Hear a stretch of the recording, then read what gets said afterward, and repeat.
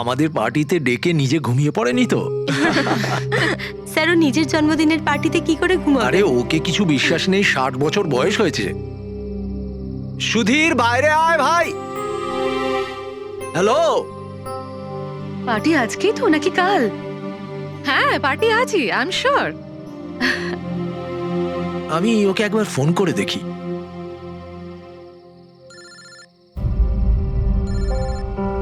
ভেতর থেকেই তো রিং শোনা যাচ্ছে, তাহলে কেউ গেট খুলছে না কেন? তাহলে ভিতর থেকে কেউ দরজা কেন খুলছে না? আমি বললাম না 60 বছর বয়স, এখনো বাচ্চা আছে। সুধীর,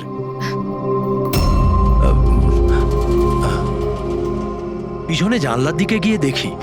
হ্যাঁ স্যার চলুন। চলুন ওদিকে।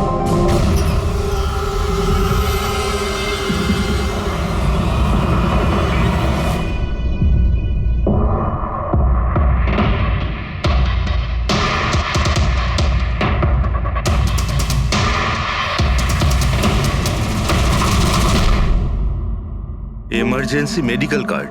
এনার আমন্ড আর শেলফিশে অ্যালার্জি আছে।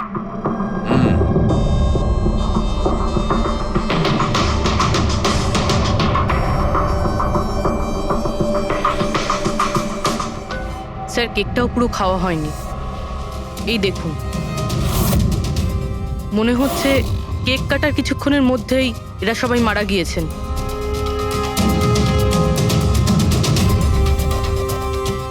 হাতাহাতির কোনো চিহ্নই নেই, সোজা গুলি করেছে।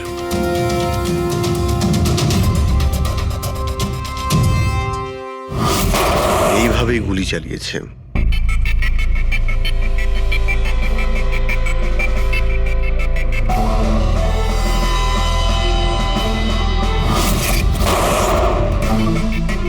আরেকটা লাশ কোথায়?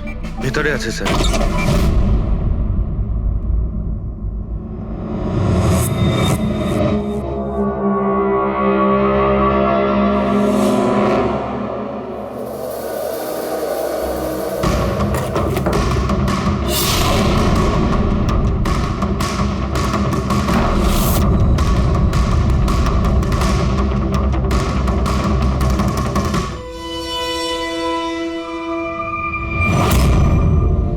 গান কেস,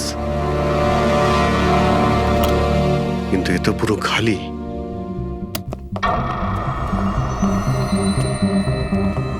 তবে স্যার, এই ঘটনা ঘটেছে কতক্ষণ হয়েছে? এই 4 জনের মৃত্যুই কালকে দুপুর 2টো থেকে 4টের মধ্যে হয়েছে। এরা কে কিছু জানতে পারলে? হ্যাঁ স্যার, উনি সুধীর বাবু, আর কে উইপস ইন্ডাস্ট্রির চেয়ারম্যান। ওর বড় ছেলে নীল, আর এ ওর ছোট ছেলে রিতেশ। আর ভিতরে যে আছে সে সুধীর বাবুর স্ত্রী মায়া। স্যার, নীল আর রিতেশ দুজনেই আর কে উইভস কোম্পানির বোর্ড মেম্বার ছিল, কিন্তু কোম্পানির অবস্থা খুবই খারাপ ছিল, বন্ধ হওয়ার জোগাড়। প্রচুর ধার বাকি হয়ে গেছিল, আর বাজারের ধারও মেটাতে পারছিল না, সমস্যা বেড়েই চলেছিল। তাহলে এখানে সেলিব্রেশন কি জন্য হচ্ছিল? স্যার, সুধীর বাবুর 60তম জন্মদিন ছিল। বার্থডে সেলিব্রেট করছিল। তাহলে নিশ্চয়ই আরো অনেকে এসেছিল। অফিসের কিছু লোক এসেছিল স্যার, আর ওদেরকে জিজ্ঞাসাবাদ করে ছেড়ে দিয়েছি। এরা সবাই এখানে একসাথে থাকতো কি? না না স্যার, এখানে তো শুধু সুধীরবাবু আর মায়া থাকতেন। সুধীরবাবু নীল আর রিতেশের জন্য আলাদা আলাদা বাংলো কিনে রেখেছিলেন, এরা দুজন ওখানেই থাকতো। আজকে তারা বাবার জন্মদিন পালন করতে এসেছিল।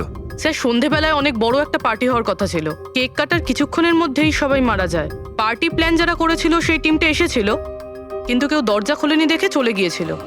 বস, আমার মনে হচ্ছে না যে কেউ বাইরে থেকে এসেছিল। যা কিছু ঘটেছে এই 4 জনের মধ্যেই ঘটেছে। কিন্তু বাড়িতে তো কোনো চাকর অবশ্যই থাকবে। আছে তো, চাকর আছে তো, কিন্তু তারা গ্রামে গেছে। সুধীরবাবু শুধু আজকের জন্য একজন সার্ভেন্ট হায়ার করেছিলেন, সে কাল সকালে কাজ করে গেছিল, আর পার্টি শেষ হওয়ার পরে আজকে এসে পরিষ্কার করার কথা ছিল। পার্টি শেষ হওয়ার আগেই সবকিছু শেষ হয়ে গেছে। মনে তো হচ্ছে এটা মার্ডারই। সরি ডক্টর সালুকে, আমার এটা মনে হচ্ছে যে এই 4 জন ছাড়াও এখানে আরো একজন ছিল, যে বাইরে থেকে ভেতরে এসেছিল। একটু মন দিয়ে দেখো, এখানে কোনো হাতাহাতির কোনো চিহ্ন নেই, আর প্রত্যেকটা জিনিস নিজের জায়গাতেই আছে। এটা মনে হচ্ছে যে কেউ কেকের মধ্যে কিছু মিশিয়ে দিয়েছিল, যেটা খেয়ে এরা 4 জনই অজ্ঞান হয়ে গেছিল। তারপরে ওই 5 নম্বর লোকটা বাড়ির মধ্যে ঢুকলো, এসে সবাইকে গুলি করে দিল। এটা বস 100% মার্ডার। মার্ডার আর সুইসাইডও। আচ্ছা, তোমরা তো নিশ্চিতভাবে কি করে বলছো? স্যার এই দেখুন, বাকি 3টে লাশের কাছে স্ট্রাগলের কোনো চিহ্ন মাত্র নেই, শুধুমাত্র সুধীর বাবু ছাড়া। এনার পা ভাঁজ হয়ে রয়েছে, অনেকটা ব্লাডও বেরিয়েছে। আমার মনে হয় যখন ওনার গুলি লাগে তখন উনি বেঁচে ছিলেন। যদি উনিও কেক খেয়ে বাকিদের মতো অজ্ঞান হয়ে থাকতেন তাহলে ওদের মতোই পড়ে থাকতেন। ইনি প্রথমে 3জনকে গুলি করেন আর তারপর সুইসাইড করেন, এরকম মনে হচ্ছে। যদি এটাই হয়তো তাহলে যে বন্দুক দিয়ে গুলি করা হয়েছিল সেটা কোথায়? সেটা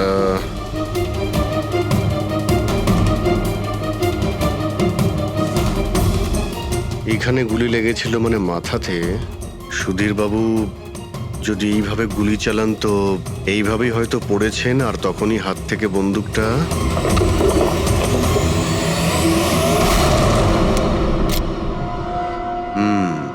এই হলো বন্দুক। স্যার এই দেখুন, রিতেশের ফোনটা পেলাম। স্যার ও কেক কাটার কিছুক্ষণ পরেই নিজের সোশ্যাল পেজে এই সেলফিটা পোস্ট করেছে। বলছিলাম না, এখানে পঞ্চম ব্যক্তি থাকতেই পারে না। কিন্তু বুঝতে পারছি না কেন, আমার এখনো সন্দেহ আছে। দেখুন, সন্দেহ করা তো আমাদের কাজ। একটা কাজ করে যতগুলো এভিডেন্স আছে, যতগুলো জিনিস আছে, সব বিউরোতে নিয়ে যাই, দেখি এসিপি স্যার কি বলেন। গোলমাল মনে হচ্ছে। বস, আমি ওদের পেটের মধ্যে কেকের টুকরো পেয়েছি। ওই যে কেক ওরা খেয়েছিল, ওই কেকের মধ্যে সেনেটিভ মেশানো ছিল, নেশার ওষুধ। সেনেটিভ? 3জন খেয়েছে আর অজ্ঞান হয়ে গেছে।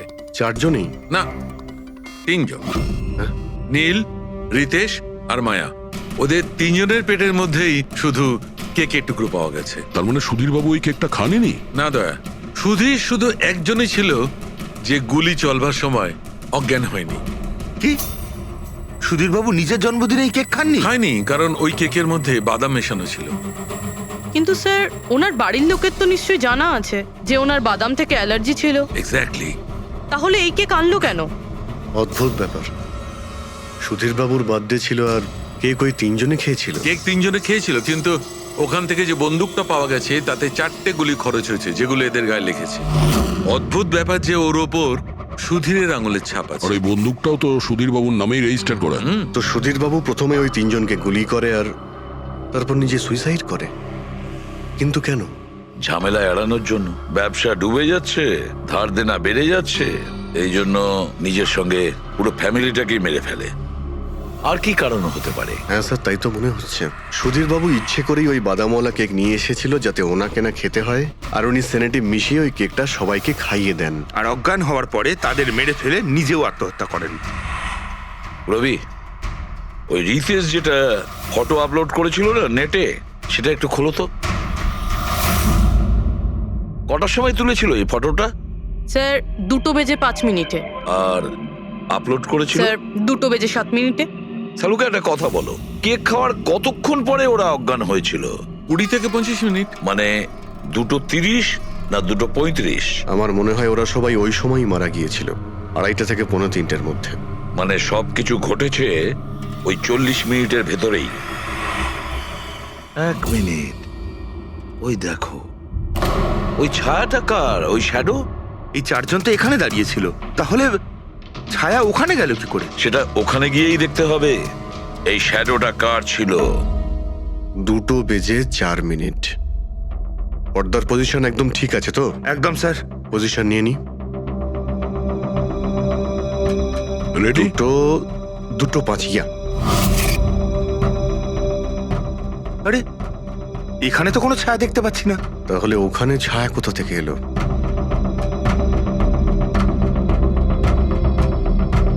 রোদটা এই দিক থেকেই আসছে। পুরবি, তুমি ওইখানটা গিয়ে দাঁড়াও তো। ইয়া, ব্যাস।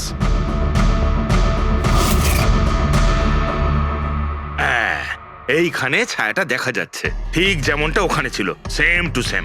আমি ঠিকই বলেছিলাম, এখানে কোনো 5 নম্বর লোক ছিল। আর সে ওখানেই দাঁড়িয়েছিল যেখানে আমি দাঁড়িয়েছিলাম। এই সেই লোকটাই হবে যে সুধীরবাবু আর তার পরিবারকে মেরেছে।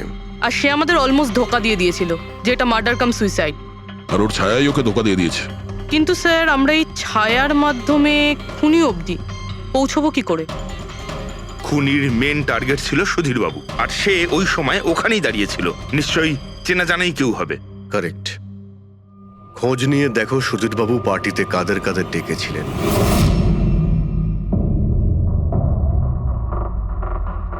স্যার আমি পড়ি। তুমি সুধীরের এক্সিকিউটিভ অ্যাসিস্ট্যান্ট? হ্যাঁ। স্যার আমি Jahnavi. Marketing head. Yes sir. হ্যাঁ স্যার, আমি জগন্নাথ, আমি কোম্পানির লয়ার। আর সুধীর বাবুর পার্সোনাল লয়ারও। আগে হ্যাঁ, কিন্তু আপনারা আমার কাছে কি জানতে চাইছেন? সুধীরবাবুর কোম্পানিতে প্রায় 300 লোক কাজ করতেন, কিন্তু উনি পার্টিতে শুধু আপনাদের 3 জনকেই ডাকলেন। এরকম কিসের বিশেষ সম্পর্ক ছিল আপনাদের সঙ্গে সুধীরবাবুর? স্যার আমি আগেও বলেছি যে আমি ওনার এক্সিকিউটিভ অ্যাসিস্ট্যান্ট। তো একজন এক্সিকিউটিভ অফিসারের সঙ্গে এতটা পার্সোনাল রিলেশনশিপ? স্যার আমি ওনার শুধু কাজই না, বরং ওনার পার্সোনাল লাইফও ম্যানেজ করতাম। আই মিন পার্সোনাল আর প্রফেশনাল দুটোই। আর ওই দিনও আমি পার্টি ম্যানেজ করতে গেছিলাম, সেলিব্রেট করতে না। আর উকিল বাবু আপনি? স্যার আমি আর সুধীর হলাম ছোটবেলাকার বন্ধু। ওর বার্থডে আর আমি যাব না, এটা কি করে হতে পারে? আর আপনি, আপনাকে কেন ইনভাইট করেছিল সুধীরবাবু পার্টিতে? স্যার আমাকে সুধীর স্যার না, নীল ইনভাইট করেছিল। আমি আর নীল খুব ভালো বন্ধু ছিলাম। I see. তো আপনি ওনার পুরো শিডিউল ম্যানেজ করতেন। তো এই বার্থডে পার্টির দিন কেউ কি আসার কথা ছিল? কোনো মিটিং রেখেছিলেন আপনারা? স্যার ওই দিন ব্যাংক হলিডে ছিল, তার জন্য কোনো মিটিং বা অ্যাপয়েন্টমেন্ট ছিল না। আর ওনার বার্থডে ছিল, তাই উনি পুরো দিন ওনার ফ্যামিলির সাথেই কাটাতে চাইতেন। দুপুর 2টো থেকে 3টের মধ্যে আপনারা কোথায় ছিলেন? স্যার আমি তো আমার বাড়িতেই ছিলাম, ভ্লগ বানাচ্ছিলাম। ব্লগ? Video blog. আমার একটা ইন্টারনেট চ্যানেল আছে যেখানে আমি ভিডিও বানিয়ে আপলোড করি। স্যার আমি বাড়িতে ঘুমোচ্ছিলাম, আমার শরীরটা ঠিক ছিল না। স্যার আমি আমার ফ্যামিলির সাথে ফিল্ম দেখতে গিয়েছিলাম। আচ্ছা, কিছুদিনের মধ্যে সুধীরবাবুর ব্যবহারে কোনো পরিবর্তন দেখেছিলেন আপনারা? হ্যাঁ স্যার, আমি একটা জিনিস নোটিস করেছিলাম। স্যার আজ থেকে ঠিক 1 মাস আগে আমাদের মিটিং চলছিল।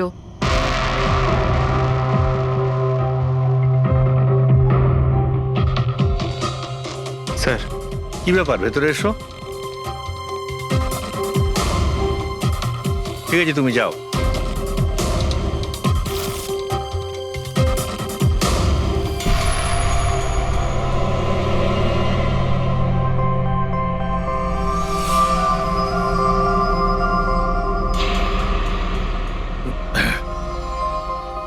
Sorry, gentlemen. Meeting is over. বাচ্চাদের পোশাক? Yes sir. আচ্ছা, আর কিছু নোটিস করেছিলেন আপনারা? কোনো অদ্ভুত কিছু? হ্যাঁ স্যার, এই 2 সপ্তাহ আগে উনি আমাকে বলেছিলেন যে উনি ওনার দলিল চেঞ্জ করতে চান। উইল বদলাতে চাইছেন কেন? জানি না স্যার, ওনার দলিলে 3 জন মানুষের নাম ছিল, একজন ওনার স্ত্রী মায়া আর 2 জন ওনার ছেলে। কিন্তু উনি চতুর্থ একজনের নাম জুড়তে চাইছিলেন, অ্যাড করতে চাইছিলেন। কি নাম ছিল ওই চতুর্থ জনের? ওনার নাম তো উনি বলেননি। আপনি কি উইলটা বদলেছিলেন?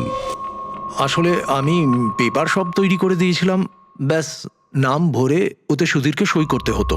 জানি না কি হলো, হঠাৎ নিজের বার্থডের কিছুদিন আগে ও আমাকে বলল যে দলিল বদলাতে চায় না, ওই পুরনো দলিলটাই থাকবে। ঠিক আছে, এই চতুর্থ ব্যক্তি আবার কোথা থেকে এলো যার নাম সুধীরবাবু নিজের উইলে ইনক্লুড করতে চেয়েছিলেন? সুধীরজের মৃত্যুর এই চতুর্থ জনের সঙ্গে কোনো কানেকশন থাকতে পারে। আমার তো এটাই কিছুতে মাথায় ঢুকছে না। বাচ্চাদের পোশাক কেউ কাউকে কেন পাঠাতে যাবে? বাচ্চাদের জামা কাপড় পাঠানো হয়েছিল, তাহলে ওই এনভেলপটা কোথায় গেল? সুধীরবাবুর রুমটা তো আমরা ভালো করে চেক করেছি, ওখানে তো কিছুই পাইনি আমরা। বাড়িতে নয় তো অফিসে?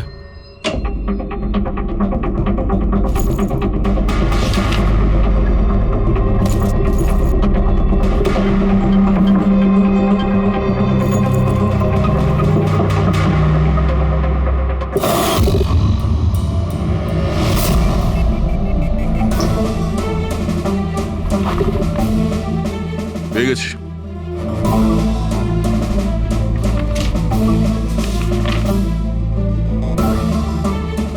আরে এতে তো দেখছি কোনো পোস্টাল স্ট্যাম্প বা যে পাঠিয়েছে তার নামই নেই। তাহলে পার্সেল এখানে পৌঁছলো কি করে? মনে হচ্ছে এই এনভেলপটা সোজা কেউ কোম্পানির পোস্ট বক্সে ঢেলে দিয়েছিল।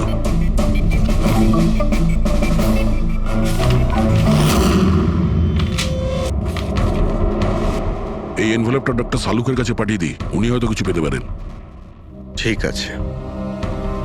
আচ্ছা, এই জাহ্নবী বলছিল যে এই পার্সেলটা দেখে মিস্টার সুধীর একদম চমকে গিয়েছিলেন। হতে পারে কোনো পুরনো স্মৃতি জেগে উঠেছিল। আর তারপর উনি কাউকে কলও করেছিলেন হয়তো। আগের মাসের কল ডিটেলস সুধীরবাবুরটা দেখি এই এনভেলপ পাওয়ার পরে সুধীরবাবু সবার আগে কাকে ফোন করেছিলেন? সুধীরের ফোন এসেছিল অনেক বছর বাদে। কি কথা হয়েছিল আপনাদের দুজনের? খুব রেগেছিল যে আমি ওকে কেন এনভেলপটা পাঠিয়েছিলাম, কিন্তু আমি তো ওকে এনভেলপ পাঠাইনি। কিন্তু কোনো কারণ তো ছিল যাতে সুধীরবাবু আপনাকে সন্দেহ করেন। হ্যাঁ, নিশ্চয়ই। ওই এনভেলপে বাচ্চার জামা ছিল। ওর মনে হয়েছিল ওটা সেই জামাটাই যেটা আমি আর সুধীর আমাদের সন্তানের জন্য কিনেছিলাম। আমাদের বাচ্চার জন্য? আমার আর সুধীরের সন্তান। 30 বছর আগে আমি আরকে ওয়েবস কোম্পানিতে অ্যাকাউন্ট ডিপার্টমেন্টে কাজ করতাম। সুধীরের বাবা সেটার মালিক ছিল। ওখানেই সুধীর আর আমার সম্পর্ক হয়েছিল। আর কিছু বোঝার আগেই আমি বুঝতে পারি যে আমি সুধীরের সন্তানের মা হতে চলেছি। তো আপনাদের দুজনের বিয়ে হয়নি? না, হয়নি। সুধীর তো কথা দিয়েছিল, কিন্তু ওর প্যারেন্টস রাজি হয়নি, কারণ আমি ওদের স্টেটাসে ছিলাম না। ওনারা তো সুধীরের বিয়ে অনেক বড়লোক বাড়িতে আর সেম স্টেটাসে করতে চেয়েছিলেন। তারপরে ওর প্যারেন্টস আর ফ্যামিলি খুব চেষ্টা করেছিল ওকে, আমাকে, এমনকি আমার ফ্যামিলিকেও বোঝানোর জন্য যে আমি বাচ্চাটাকে নষ্ট করে দিই। আমিও ঠিক করেছিলাম যে যাই হয়ে যাক আমি আমার সন্তানকে জন্ম দেবই। 15ই মার্চ 1990 সালে আমার সন্তান এই পৃথিবীতে এসেছিল, কিন্তু সেই রাতেই ও মারা গিয়েছিল। যে বাচ্চাটাকে কোলে নিয়ে আদর করছিলাম, ছোট ছোট জামা কাপড় পরাচ্ছিলাম, কিচ্ছু করতে পারিনি আমি। আমি ভেবেছিলাম যে এরকম সময় তো সুধীর আমার পাশে থাকবে, আমাকে সাপোর্ট করবে, কিন্তু ও তো এর আগেই আমার সাথে কথা বলাটাও বন্ধ করে দিয়েছিল। আর ওই মাসেই ও মায়াকে বিয়েও করেছিল। তো সেই জন্যই আপনি আজ অব্দি বিয়ে করেননি আর এখানে একাই থাকেন। হ্যাঁ, সুধীরবাবু আপনার সঙ্গে যা যা করেছেন তার জন্যে খুব কষ্ট হয়েছে আপনার হয়তো। খুব ঘেন্না করতেন ওকে? আমার থেকে বেশি ঘেন্নাও কে আর কেই বা করতে পারে। উনি আপনাকে আপনার অধিকার দেয়নি, আপনি সম্পত্তিতে ভাগ চাইলেন, আর যখন সম্পত্তি উনি আপনাকে দিলেন না তখন আপনি রেগে গেলেন আর মেরে দিলেন ওকে। আমি ওকে মারিনি, আর আমি ওকে কেন মারবো? আমি তো চেয়েছিলাম যে ও বেঁচে থাকুক আর সারা জীবন কষ্ট পাক। যেদিন সুধীরবাবু মারা যান সেদিন দুপুরবেলা আপনি কোথায় ছিলেন? আমি বাড়িতেই ছিলাম। আপনার কাছে কোনো উইটনেস বা প্রমাণ আছে? কোনো প্রমাণ নেই। হ্যালো, হ্যাঁ স্যার। ওকে স্যার, হ্যাঁ এখানেই আছেন, আমি বলে দিচ্ছি। হ্যাঁ, ইয়েস স্যার। স্যার সালুমকে স্যার ফরেন্সিকে ডাকছেন তাড়াতাড়ি। বলছিলেন যে ওই এনভেলপটাকে যখন আমি ভালো করে পরীক্ষা করলাম তাতে কোনো ফিঙ্গারপ্রিন্ট তো পাইনি, কিন্তু ওই এনভেলপ থেকে আমি ডিএনএ এর জন্য স্যাম্পল পেয়ে গেছি। যে ওই চিঠিটা পাঠিয়েছে সে মনে হয় মুখ দিয়ে থুতু সাহায্যে ওটাকে সেঁটে দিয়েছে। আর এইভাবে ওই এনভেলপ থেকে আমি স্যালাইভা স্যাম্পল পেয়ে গেছি, যার থেকে ডিএনএ টেস্ট করতে পারবো।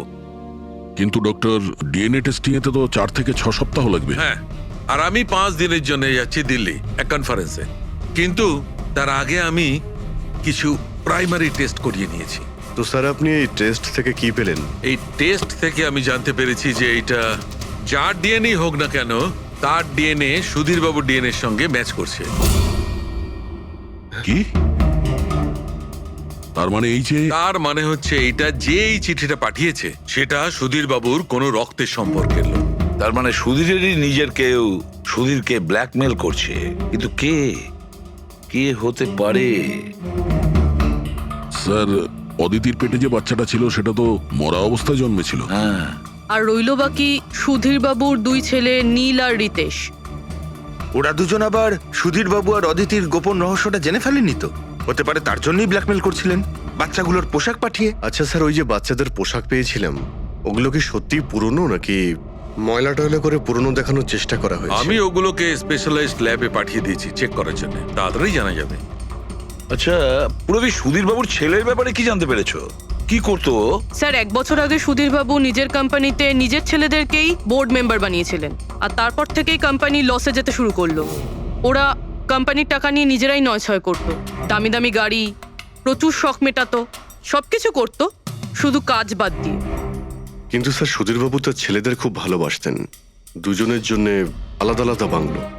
আচ্ছা, এটা নয় তো যে ওদের দুজনের মধ্যেই কেউ ওই এনভেলপটা লেটার বক্সে ফেলেছিল? কিন্তু একটা কথা কিছুতেই মাথায় ঢুকছে না, এই ব্ল্যাকমেলিং কেন? আরে ভাই, টাকার জন্য। কোম্পানি ডুবে যাচ্ছিল। কারেক্ট। কোম্পানি কাঙাল হওয়ার আগে যা কিছু গুছিয়ে নিতে পারো গুছিয়ে নাও। যদি সুধীর বাবুর 2 ছেলে তাদের বাবাকে টাকার জন্য ব্ল্যাকমেল করে থাকে, তাহলে নিশ্চয়ই ওনার ব্যাংকের অ্যাকাউন্টে নিশ্চয়ই টাকা এসে থাকবে, খুব বড় রকমের ফিগার।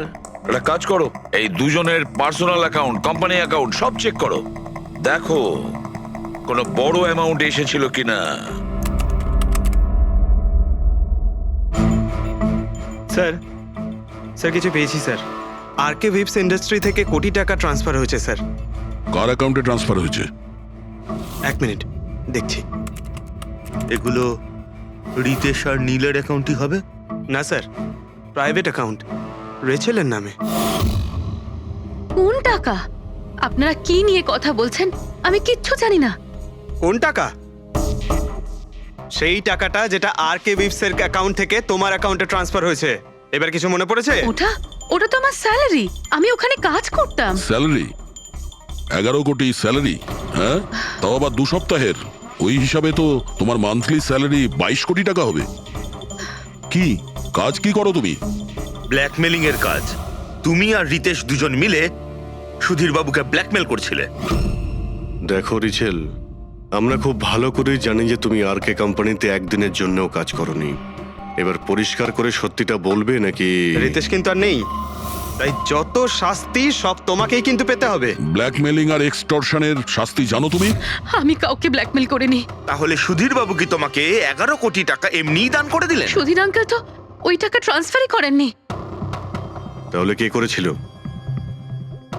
আমার বয়ফ্রেন্ড রিতেশ। ও আমাকে বলেছিল যে ওর কোম্পানির টাকা ও কিছুদিনের জন্য অন্য কোথাও রাখতে চায়। অন্য কোথাও? কেন? জানি না, আর আমি জিজ্ঞাসাও করিনি। তুমি রিতেশকে জিজ্ঞাসা করনি, আর যখন রিতেশ মারা গেল তখন পুলিশকেও বলনি। আমি ভেবেছিলাম যে রিতেশ তো আর বেঁচে নেই, তাই তাই টাকাগুলো আমি রেখে দিই। কেউ কি করে জানতে পারবে? কিন্তু সুধীর বাবুর ফ্যামিলিকে মারতে পারে কারা? পরি তো ভিডিও বানাচ্ছিল, আর জাহ্নবী অসুস্থ ছিল, আর জগন্নাথ নিজের ফ্যামিলির সঙ্গে ফিল্ম দেখছিল। কিন্তু অদিতির ব্যাপারে আমি কিছুই বুঝতে পারছি না। কিন্তু কে হতে পারে যে সুধীর বাবুকে এনভেলপ পাঠায়, ওই প্যাকেটটা পাঠায়? সে কে? ওর নামটা সুধীর বাবু উইলে লিখতে চেয়েছিলেন, কিন্তু লেখেননি। সে কে?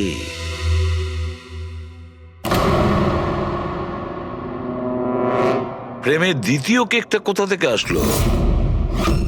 হ্যাঁ স্যার, এখানে দুটো কেক। সেটাই তো, যখন বার্থডে ছিল সুধীর বাবু তার নিজের ফ্যামিলির সঙ্গে, ছোট কেকটা কেন কাটতে যাবে যেখানে এত বড় কেকটা রয়েছে এর সামনে? স্যার, যাতে ও রাতে পার্টিতে বড় কেক খেতে পারে। আরে ভাই, সুধীরবাবু কি 18 বছরের বাচ্চা ছিল নাকি যে নিজের বার্থডেতে দুটো কেকের অর্ডার দেবে?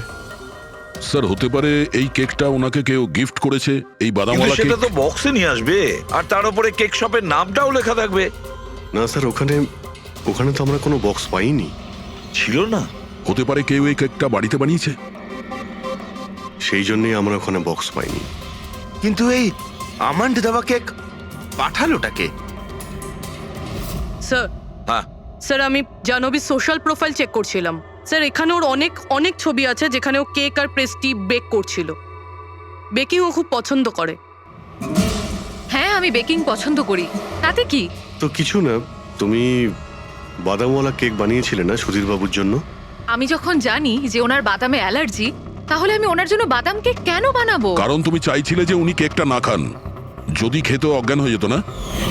আর তুমি চাইতে যখন তুমি ওকে মারবে তখন যেন ওর জ্ঞান থাকে, কষ্ট পায় তোমার সামনে, প্রাণ ভিক্ষা করে, তাই না? আরে আমি সুধীর আঙ্কেলকে কেন মারবো? তুমি কেকের মধ্যে সেনেটিভ মেশাওনি রিতেশ, নীল আর মায়াকে মারার জন্য? আপনারা এইসব কি বলছেন বলুন তো? ব্যাস ব্যাস, অনেক হয়েছে। তুমি বলেছিলে না যে ওই দিন তুমি অসুস্থ ছিলে আর বাড়িতেই ছিলে? কোথাও তুমি যাওনি। তুমি পার্টিতে কিভাবে গিয়েছিলে কিনা পার্টিতে? আমি সত্যি 2-3টে পর্যন্ত ঘুমিয়েছিলাম।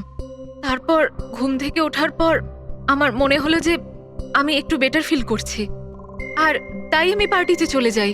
এতে আমার কি অন্যায়? তুমি যদি রাত 2টো থেকে 3টে অবধি সত্যিই ঘুমিয়েছিলে, তাহলে 2:30টার সময় যখন সুধীর বাবু মারা যান, তখন তোমার মোবাইল ওনার ঘরের সামনে গেল কি করে? দেখো জাহ্নবী, মিথ্যে বলে কোনো লাভ নেই। আমরা তোমার মোবাইলের রেকর্ড চেক করে দেখেছি। যে সময় সুধীর বাবু মারা যান সেই সময় তোমার ফোনের লোকেশন ওনার বাড়ির কাছেই ছিল। এবার সত্যি বলবে নাকি আরো টাইম ওয়েস্ট করতে চাও? আমি আর নীল একে অপরকে ভালোবাসতাম। আমরা ভেবেছিলাম যে নীলের বাবার বার্থডে আমাদের কাছে একটা ভালো সুযোগ ছিল ওনাকে আমাদের ব্যাপারটা বলার, আর সেই জন্যই আমি ওখানে যাই। ওখানে গিয়ে নীলকে অনেকবার কল করি, প্রায় 1 ঘন্টা ওখানে ছিলাম আমি, কিন্তু নীলের কোনো কল আসেনি। আমি ভেবেছিলাম নীল হয়তো সময় পাচ্ছে না আমাকে কল করার। মিথ্যে কথা। তোমার মনে হয়েছিল নীল তোমাকে ঠকাচ্ছে, সেই কারণে তুমি ওকে আর ওর পুরো ফ্যামিলিকে মেরে দিয়েছো। এই আপনারা কি বলছেন বলুন তো? আমি বেকিং করতে ভালোবাসি, তার মানে তো এটা নয় যে খুনটা আমি করেছি। ইন্টারনেটে রেসিপি দেখে তো যে কেউ কেক বানিয়ে ফেলতে পারে। কেক বানানো কি এমন কঠিন কাজ? আর রিতেশের গার্লফ্রেন্ড রেচেল, ও তো বেকিং করে। আপনারা ওকে কি কেন কিছু জিজ্ঞেস করছেন না? সবাইকে জিজ্ঞেস করবো আমরা। ডাকো সবাইকে। ভীষণ ইন্টারেস্টিং কেস এটা। এরকম খুব কম হয় যে এতজনের কাছে একটা লোকের প্রাণ নেওয়ার জন্য সুযোগও আছে আর মোটিভও আছে। আপনারা আবার? আরে স্যার, আমি কেন মারবো ওনাকে? আপনি নীলকে বিয়ে করতে চেয়েছিলেন, ওর ফ্যামিলির লোকেরা রাজি হয়নি। এ তো খুব বড় একটা কারণ খুন করার। আর সুধীর বাবুর ফ্যামিলির জন্য আত্মমর্যাদা, সোশ্যাল স্ট্যাটাস অনেক গুরুত্বপূর্ণ ব্যাপার ছিল। এর সবচেয়ে বড় এক্সাম্পল অদিতি দেবী। আর সুধীর বাবু এই নিজের সম্পত্তি আর স্ট্যাটাসের জন্য আপনার জীবন নষ্ট করে দিয়েছেন। তাহলে আপনার থেকে বেশি ঘৃণা আর কে করতে পারে? আমার কাছে পয়সার কোনো মূল্য নেই, আর না কোনো বিষয়ে রিগ্রেট। আফসোস তো তোমার হওয়ার কথা রাচেল। এখানে তো 5,000 টাকার জন্য মানুষ মানুষকে খুন করে, আর তুমি তো বসে বসে 11 কোটি টাকা পেয়েছো। আর আপনি? আপনার হাতে তো সুধীর বাবু তার লাইফের রিমোট কন্ট্রোল দিয়ে দিয়েছিল। আপনি সবই জানতেন ওনার ব্যাপারে। এটাও জানতেন যে উনি ওনার গানটা কোথায় রাখেন। দেখুন, আপনাদের যা ইচ্ছে বলতে পারেন। আমি আপনাকে আগেও বলেছিলাম যে আমি সেদিন ঘরে ভিডিও ব্লগ বানাচ্ছিলাম। চাইলে আমার ফোনও চেক করতে পারেন। হ্যাঁ হ্যাঁ, নিশ্চয়ই। ওই দেখি, জানা তো যাবে কিভাবে ভিডিও ব্লগ বানানো যায়।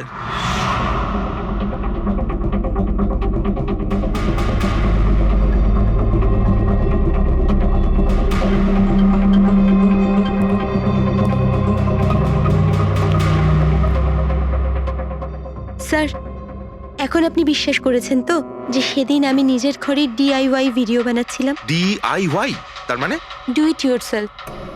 স্যার, আমি প্রত্যেকদিন নিজের ইন্টারনেট চ্যানেলে মানুষদের দৈনন্দিন কাজের ইজি পদ্ধতি দেখাই। Do it yourself. স্যার, হ্যাঁ, নিউজ পেপারটা দেখুন, ডেটটা ওই একই। হ্যাঁ সেটাই তো আছে। মানে ভিডিও ওই দিনই শুট করা হয়েছিল? স্যার, হ্যাঁ পুরবি। স্যার আমি মেমোরি কার্ডের ডেট আর টাইম চেক করেছি। এই ভিডিওটা ওই দিনই তৈরি করেছিল, 2টো থেকে 4টের মধ্যে। আচ্ছা, আর স্যার, পরীর মোবাইল লোকেশন ক্রস চেক করেছিলাম আমরা, তাতে দেখলাম ও সেদিন বাড়িতেই ছিল।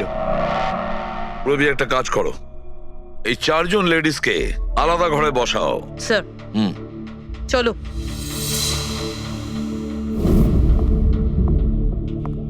স্যার, কি ভাবছেন আপনি?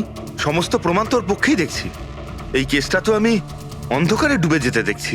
ঠিক একটা কথা তো পরিষ্কার, যখন অন্ধকার হয় তখন কোনো ছায়া পড়ে না, কিন্তু আমার মনে হয় এই পুরো কেসটাই ছায়ারই খেলা। সানডাইল জানো তো? সানডাইল এই জিনিসটা আসলে সূর্যের আলো কোন দিকে যায় সেই অনুযায়ী টাইমটা দেখায়। হ্যাঁ, সানডাইল এমন একটা জিনিস যেটা থেকে আমরা আকাশের সূর্যের পজিশনটা বুঝতে পারি, যেটা থেকে আমরা সময়টা আন্দাজ করতে পারি। এবার দেখো, আমাদের পৃথিবী ঘুরতে থাকে আর সেই জন্য সূর্যের অ্যাঙ্গেলটাও বদলে যায়, যেটার কারণে সানডাইলে ছায়ার পজিশনটা বদলাতে থাকে। এটা তো মাথায় ঢুকে গেছে স্যার, কিন্তু এটার এই কেসটার সাথে কি সম্পর্ক বলুন এর তো? সঙ্গে সম্পর্ক আছে ফেডরিক। পরি, এই পুরো প্রমাণগুলোই আমরা পরীর কাছ থেকে কালেক্ট করেছি। পরি সে এমন একজন কেউ পুরো এভিডেন্স গুলো ম্যানিপুলেট করতে পারে, মেমোরি কার্ডের ডেটটাও চেঞ্জ করতে পারে, পুরো এভিডেন্সেস কন্ট্রোল করতে পারে, কিন্তু সূর্যকে কন্ট্রোল পরি করতে পারে না। ভুলে যেও না যে সূর্য কোনো সময়ই ভুল সময় সে দেয় না। তার মানে ওরই ভিডিওতে ডেট আর টাইম দুটোই চেঞ্জ করে দিয়েছে। হয়তো চেঞ্জ করেছে বা করেনি, কিন্তু এখন আমরা এই ছায়াকে প্রশ্ন করব যে পরি সত্যি বলেছে না মিথ্যে বলেছে। কারেক্ট, এই সেটিংটা একদম সেরকমই হয়েছে যেমন পরীর ভিডিওতে ছিল। আর রোদও সেই রকম আছে সেদিন যেরকম ছিল। শুধু পরীর জায়গায় পুরবি দাঁড়িয়ে আছে। স্যার, আমরা এখানে কি করব? আগামী 6 ঘন্টা পর্যন্ত পুরবীকে এইভাবেই দাঁড়িয়ে থাকতে হবে যেভাবে ভিডিওতে পরী দাঁড়িয়েছিল। আমরা এটাই দেখতে চাই যে যদি পরী সত্যি কথা বলে তাহলে 2 থেকে 4টের মধ্যে পুরবীর মুখে ঠিক সেই জায়গা থেকে রোদ্দুর পড়বে যেমন পরীর মুখে ছিল। আর স্যার, যদি আমার ছায়া পরীর ছায়ার সাথে ম্যাচ না করে তো? তো দেখতে হবে। ক্যামেরা অন করো।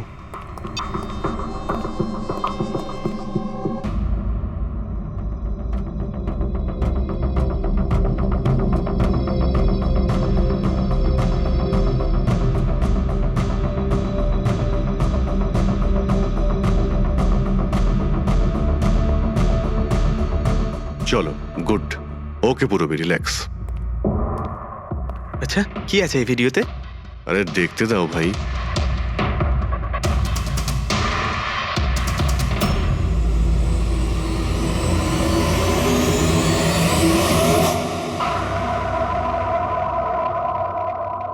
তো সকাল 11টা থেকে 1টার মধ্যে তুমি ওই ভিডিওটা রেকর্ড করেছিলে। আর তুমি খুব চালাকির সাথে ভিডিও ডেট আর টাইম চেঞ্জ করে দিয়েছো। মেমোরি কার্ডের ডেট আর টাইম বদলে দিয়েছিলে, নিজের মোবাইল ফোনটা বাড়িতে রেখে দিয়েছিলে যাতে আমরা ওখানকার লোকেশন পাই। তুমি কি মনে করেছিলে এসব করার ফলে আমরা বোকা হয়ে যাব? হ্যাঁ, না তুমি আমাদেরকে বোকা বানাতে পারলে, না আকাশে ওঠা সূর্যকে। তোমার ভিডিওতে রোডের ডিরেকশন দেখে স্পষ্টই বোঝা যাচ্ছে ওই ভিডিওটা 11টা থেকে 1টার মধ্যে শুট করা হয়েছে। চেষ্টাটা ভালোই করেছিলেন, কিন্তু রিসার্চ ওয়ার্কটা একটু দরকার ছিল। পরি, তোমার ব্যাপারে আমরা সবকিছু জেনে গেছি। পড়ি, আমাদের হয়তো ম্যাক্সিমাম 4 সপ্তাহ সময় লাগবে তোমার ডিএনএ টেস্ট করে এটা প্রমাণ করতে যে তুমি সুধীর বাবুর মেয়ে, কিন্তু তাতে সত্যিটা বদলে যাবে না।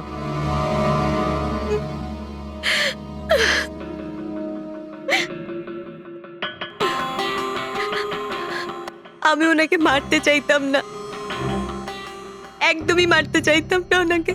আমি তো শুধু এইটুকু চাইতাম যে উনি আমাকে স্বীকার করুক। ছোট থেকে এখনো অবধি আমি অনাথ আশ্রমে বড় হয়েছি, তার জন্য একটা ফ্যামিলি চাইতাম আমি। তুমি সুধীর বাবুর ব্যাপারে জানতে পারলে কিভাবে? ওই আমার ছোটবেলার জামা কাপড়ের জন্য। ওই জামা কাপড়ে হসপিটালের কার্ড ছিল, উনি ওটা বের করতে ভুলে গেছিলেন। ওই কার্ডে বাবার নাম্বারও ছিল। তারপর আমি বাবাকে অনেক খুঁজলাম, তখন শেষ পর্যন্ত ওনার কোম্পানির কথা জানতে পারলাম। কিন্তু তুমি ওনার কোম্পানি কেন জয়েন করলে? তুমি চাইলে সুধীরবাবুকে অন্য জায়গাতেও কথাটা বলতে পারতে যে তুমি ওনার মেয়ে। কিন্তু আগে আমি ওনার সাথে দেখা করতে চাইতাম, চিনতে চাইতাম ওনাকে। তারপর আস্তে আস্তে জানতে পারলাম যে উনি খারাপ মানুষ নন, মনের দিক থেকে খুবই বড়। তখন আমি ভাবলাম যে হয়তো ওই সময় ওনার অবস্থা খুব খারাপ ছিল, তাই অনাথ আশ্রমে দিয়েছিল আমাকে। কিন্তু এখন তো ওনার খুব ভালো অবস্থা, এখন তো উনি আমায় আপন করতে পারতেন। তাহলে ওনার সঙ্গে দেখা হতে না হতেই প্রপার্টিতে ভাগ কেন চাইলে? কারণ আমি জানতে চাইতাম যে ওনার কাছে ইম্পর্টেন্ট কি, টাকা না আমি। তার জন্যই সুধীরবাবু ওনার উইল চেঞ্জ করতে চাইছিলেন। হ্যাঁ, আর এটা শুনে আমি খুব খুশি হয়ে গেছিলাম। কিন্তু সুধীর বাবু তার সিদ্ধান্ত বদলে ফেলেছিলেন, যেটা তুমি সহ্য করতে পারোনি। স্যার, ও সব ওনার ওয়াইফ আর ওনার মেয়ের জন্য হয়েছিল। ওরা এটা সহ্যই করতে পারছিল না যে বাবা আমার নাম উইলে অ্যাড করছিল। অর্থাৎ আরও একবার সুধীরবাবু আপনাকে মেনে নিতে অস্বীকার করলেন। হ্যাঁ, আর এইবারও ঠিক ফ্যামিলির জন্যই। উনি একদম বদলাননি, উনি একদম ঠিক আগের মতোই ছিলেন। সেলফিশ, সুবিধাবাদী, দায়িত্বজ্ঞানহীন। সহজভাবে নিজের ভাগটা পাননি বলে ওনাকে ব্ল্যাকমেল করতে শুরু করে দিলেন। না, আমি যখন ওনাকে প্রথম এনভেলপ পাঠিয়েছিলাম তখন আমার এরকম উদ্দেশ্য ছিল না। আর না আমি এতটাই বোকা যে এনভেলপ নিজের মুখ দিয়ে সিল করব। আমি তো এটাই ভাবতাম যে অ্যাটলিস্ট উনি আমাকে নিজের ফ্যামিলিতে ইনক্লুড করুক, আমার নিজেরও একটা ফ্যামিলি হোক। আর তার জন্যই আমি বাবার জন্মদিনের দিন নেশাযুক্ত ওষুধ দিয়ে বাদামের কেক নিয়ে ওনার বাড়িতে গেছিলাম। Happy birthday to you.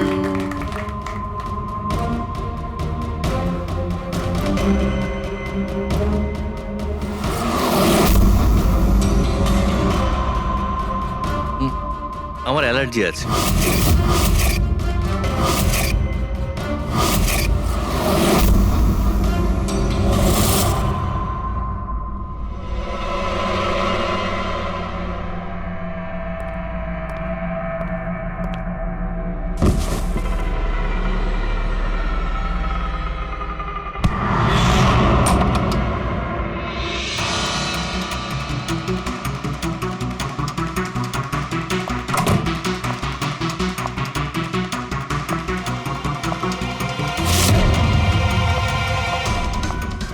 বাবা,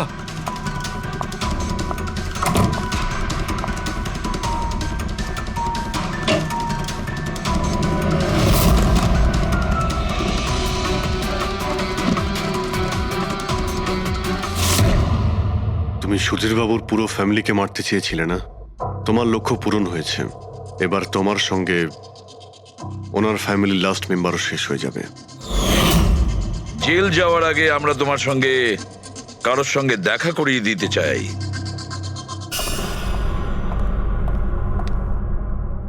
ইনি অদিতি দেবী, তোমার মা। মা, আপনাকে মিথ্যে বলা হয়েছিল যে আপনার সন্তান মৃত জন্ম নিয়েছিল।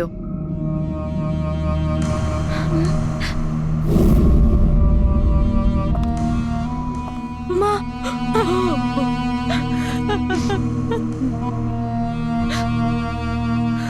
ওর এই সুধীর বাবু আর তার ফ্যামিলিকে শেষ করে দিয়েছে। আমরা দুঃখিত, আপনারা দুজন আবার বিচ্ছিন্ন হয়ে যাচ্ছেন।